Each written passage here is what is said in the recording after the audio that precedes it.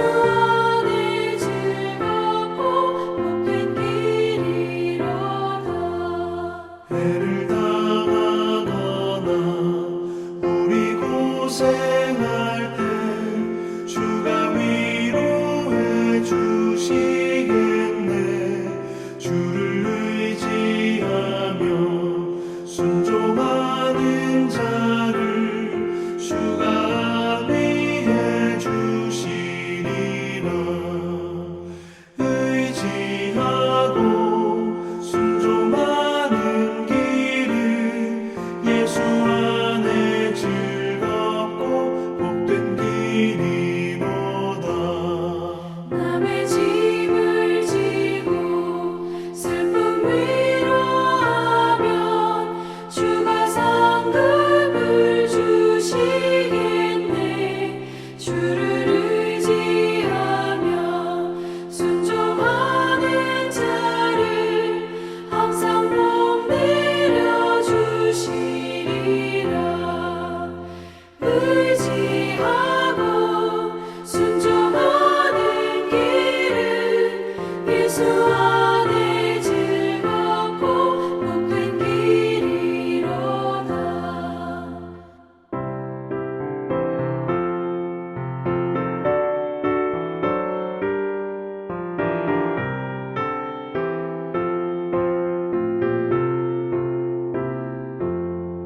우리 받은 것을 주께 다 드리며 우리 기쁨이 넘치겠네.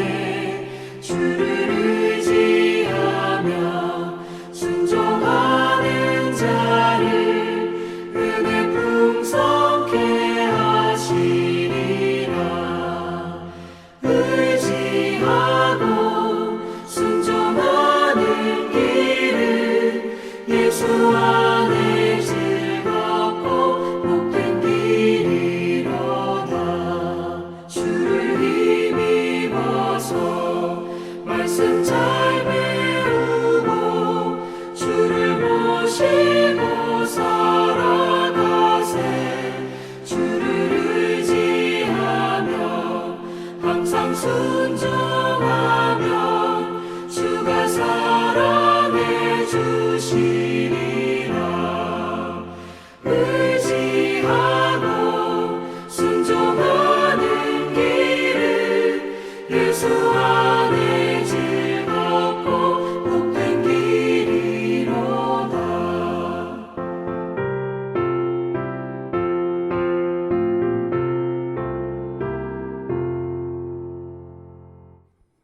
오늘 함께 읽을 하나님 말씀은 잠언 9장 13절에서 18절입니다. 미련한 여인이 떠들며 어리석어서 아무것도 알지 못하고 자기 집 문 앞에 앉으며 성읍 높은 곳에 있는 자리에 앉아서 자기 길을 바로 가는 행인들을 불러 이르되 어리석은 자는 이리로 돌이키라. 또 지혜 없는 자에게 이르기를 도둑질한 물이 달고 몰래 먹는 떡이 맛이 있다 하는도다. 오직 그 어리석은 자는 죽은 자들이 거기 있는 것과 그의 객들이 스올 깊은 곳에 있는 것을 알지 못하느니라. 아멘. 우리는 나는 지혜가 부족해. 내가 이 일을 잘할 수 있을까? 이럴 때는 어떻게 해야 하지? 종종 고민에 빠지는 평범한 사람들입니다. 그런데 지혜는 큰 집을 짓고 성대한 파티를 엽니다. 최고의 음식을 준비합니다. 그리고 누구든지 지혜의 음식을 먹기만 하면 지혜로워질 것이라며 우리 같은 평범한 사람들을 초대합니다. 그런데 오늘 말씀에는 지혜와 반대되는 인물이 등장합니다. 바로 미련한 여인입니다.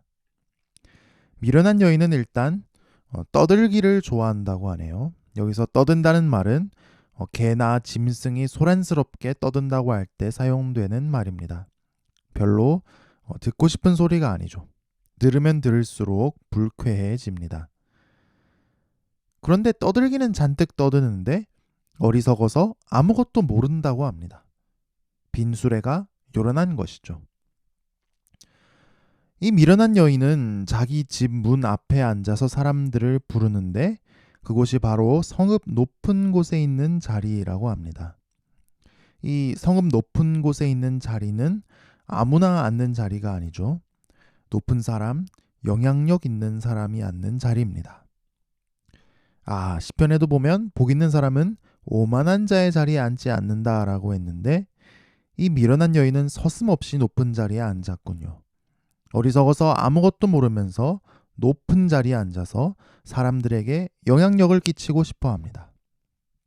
누군가에게 영향을 끼치는 일종의 권력이라고 할 수 있겠죠. 그러면 대중도 이목을 내게 집중시킬 테니까요. 우리 현대인들도 그런 영향력을 욕망하지 않습니까? 하지만 미련한 여인은 사람들을 자기에게로 부르면서 지혜 여인과 달리 아무런 준비도 하지 않습니다. 집을 짓지도 않고 음식을 준비하지도 않고 음료를 준비하지도 않습니다. 그냥 앉아만 있습니다. 어차피 줄 게 없으니까요. 말 잔치만 하면 되니까요. 오늘날 자본주의 사회는 갖가지 상품을 판매하고 또 요즘에는 경험마저 판매하는데 그걸 소유하고 이용하기만 하면 삶이 환상적으로 변할 것처럼 홍보합니다. 말 잔치를 하죠. 거기 속아 넘어가고 한참 지나서 우리는 상품의 본질보다 포장이나 홍보가 심각하게 과장됐다는 걸 알게 됩니다. 미련한 여인의 떠버림이 그랬습니다. 줄 게 없으면서 본질이 없으면서 떠버리기만 했습니다. 남들에게 주목받는 높은 자리에 앉아서 그 자리의 힘으로 사람들을 끌어모았습니다. 그런데 미련한 여인이 끌어모으는 사람들은 어떤 사람입니까? 15절에 보니까 자기 길을 바로 가는 사람들이라고 합니다. 바르게 살고 있는 사람들, 바른 길로 걸어가는 사람들입니다. 그런데 미련한 여인은 그 길에서 이탈하도록 우리를 유혹하는 것입니다. 우리는 세상에서 이런 떠버림에 속고 있지 않나요? 저 신상 가지면 환상적일 텐데. 저런 학벌 가지면 환상적일 텐데. 겉모습에 속고 있지는 않나요? 저렇게 화려하고 영향력 있고 멋진 삶을 살다니 나도 저렇게 되고 싶다. 또는 우리 목소리가 세상의 떠버림을 닮아가고 있지 않나요? 사실은 아무것도 모르면서 진리를 알기 위해 수고하지 않으면서 뭔가 있는 것처럼 떠버리고만 있지 않나요? 그러면서 높은 자리에 올라서 괜히 내 말로 많은 사람을 좌지우지하고 싶어 하지 않나요? 인플루언서들이 그러듯이요. 미련한 여인은 지혜 여인과 거의 똑같은 이야기를 합니다. 어리석은 자는 이리로 돌이키라. 그러니까 말만 들어서는 겉모습만 봐서는 이게 지혜인지 미련인지 알기가 너무 어려운 겁니다. 미련한 여인도 나는 미련한 여인이야 라고 대놓고 말할 정도로 미련하지는 않거든요. 이단들도 어디 처음에 사람 만날 때 자기가 이단이라고 하나요? 사탄도 자기를 광명의 천사로 가장한다고 하지 않습니까? 우리에게 분별력 주시기를 축복합니다. 참과 거짓을 분별하고 지혜와 미련함을 분별하는 우리가 될 수 있기를 축복합니다. 그런데 이 미련한 여인이 그 다음에 이어서 하는 말을 들어보니까 참 무서운 소리를 합니다. 또 지혜 없는 자에게 이르기를 도둑질한 물이 달고 몰래 먹는 떡이 맛이 있다 하는도다. 어쩌면 이게 너무 말도 안 되는 소리라서 대번 버럭 쏘아붙이고 제 갈 길 가려고 할 수도 있습니다. 그건 좋은 것이죠. 하지만 어찌 보면 미련한 여인은 오늘날의 지독한 현실주의를 대변하고 있다고 볼 수도 있습니다. 옳고 그름이 문제냐? 당장 먹고 사는 게 중요하지. 옳고 그름 따지다가 언제 돈 벌래? 언제 성공할래? 그러다가 이익 볼 기회 다 지나간다고. 우리는 세상 현실 앞에서 신앙을 타협할 때가 있습니다. 그렇게 하라는 게 바로 미련한 여인의 외침입니다. 쉽게 살라는 겁니다. 남의 집 물 좀 퍼먹고 떡 몇 개 좀 집어온들 티도 안 나는데 그 정도는 타협해도 괜찮다는 겁니다. 사실 요즘은 우리나라도 생활 수준이 많이 높아지면서 우리가 남의 집에 가서 물건 훔쳐오고 쌀 훔쳐오고 돈 훔치고 이런 도둑질은 잘 안 합니다. 하지만 논문 표절 같은 행동은 오늘날 아주 심각한 문제로 제기됩니다. 왜 표절을 할까요? 보통 지겹고 고생스러운 일입니까? 옛날 어른들은 고생 안 시키려고 공부를 시킨다고도 하시는데 공부나 연구가 제대로 해보면 보통 중노동이 아닙니다. 그러니까 남의 열매 가져다가 자기 나무에 걸어놓는 것이죠. 그런데 이게 바로 미련한 여인이 시키는 짓입니다. 쉽게 쉽게 살라는 것이죠. 쉽게 쉽게 살아라. 너무 심각하게 살지 마라. 경제적 가치가 제일 중요하다.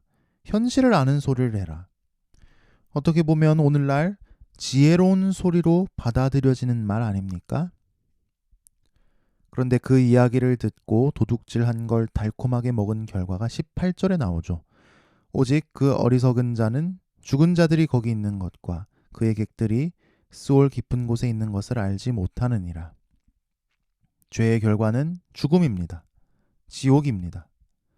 살아서 달콤하게 먹은 도둑질한 열매가 사실은 독약이 묻은 죽음의 양식이었던 것입니다. 오늘 지혜가 목소리를 높이며 우리를 자신의 잔치로 초대합니다. 그런데 미련한 여인도 쉽게 사는 지혜를 알려주겠다며 우리를 부릅니다. 어느 쪽을 선택하시겠습니까? 기도하겠습니다. 하나님 아버지, 우리는 미련한 여인의 소리를 지혜롭다고 여기는 세상을 살아갑니다.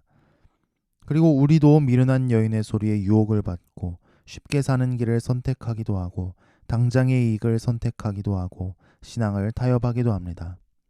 주님, 우리가 정신 차리게 하여 주옵소서. 미련한 여인의 말을 듣는 헛똑똑이가 되지 말게 하옵소서. 세상이 아무리 미련한 게 지혜롭다고 떠버려도 우리가 분별할 수 있게 하옵소서.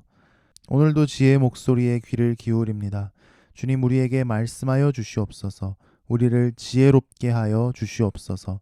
지혜이신 예수님, 우리와 동행하여 주시고 우리에게 필요한 복을 주시고 우리의 생명을 보호하심을 체험하게 하여 주옵소서. 오늘 하루 삶을 지켜 보호하여 주옵소서. 날씨가 많이 춥습니다. 모든 성도님의 건강을 지켜주시고 어려움이 없도록 은혜를 내려 주옵소서. 오늘날 우리에게 일용할 양식을 주옵시고 우리 몸과 마음을 지키시고 강하게 하옵소서. 오늘 하루 화평하게 하는 자로 살게 하옵소서. 예수님 이름으로 기도합니다. 아멘.